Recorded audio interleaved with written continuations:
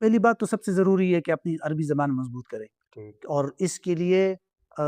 صرف بول چال کافی نہیں ہے، اس کے لیے ضروری ہے کہ آپ کا مطالعہ زیادہ سے زیادہ ہو، اور جتنا مطالعہ بڑھتا ہے اتنا انسان کی تحریر کے اندر نکھار پیدا ہوتا ہے۔ عربی کا مطالعہ، ادبی عربی ہو جو بھی ہو، لیکن یہ کہ عربی کا مطالعہ جتنا زیادہ ہوگا اتنا آپ کے تحریر میں نکھار آئے گی۔ تو ایک تو یہ ضروری ہے عربی زبان کے حوالے سے، تاکہ کوئی غلطیاں نہ ہو، کیونکہ وہ اس کو بہت زیادہ نوٹ کرتے ہیں۔ دوسری چیز یہ ہے کہ موضوع نیا ہو، جیسے میں نے پہلے بھی بتا دیا، اور تیسرا یہ کہ اصول تحقیق کے مطابق ہو۔ ہمارے ہاں مسئلہ کیا ہے کہ ہم نے اصول تحقیق کو کس میں بند کیا ہوا ہے؟ املا اور ترقیم میں، کہاں حمزہ قطعی لگانا ہے، کہاں حمزہ وصلی، یہ چیزیں، اور ترقیم کہاں سوالیہ نشان ہے، کہاں فل سٹاپ ہے، یہ اصول تحقیق نہیں ہے۔ صرف اصول تحقیق، اس کے علاوہ بھی بہت ساری چیزیں ہیں اصول تحقیق میں آتی ہے، تو ان تمام اصول تحقیق کی کتابیں پڑھے، کم از کم ایک دو تو ضرور پڑھے، تاکہ انسان کو مختلف مناہج کا پتہ چلے کہ یہ مناہج کیا ہے، دیگر اصول تحقیق کیا ہے، اور ان چیزوں کو دیکھ کر اس کے مطابق کتاب لکھے۔ اور اس کے بعد پھر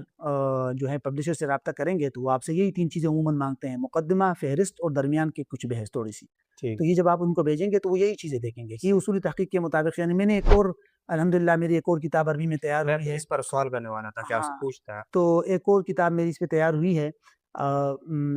المدخل لدراست فن الکتابہ، عربی میں ہے،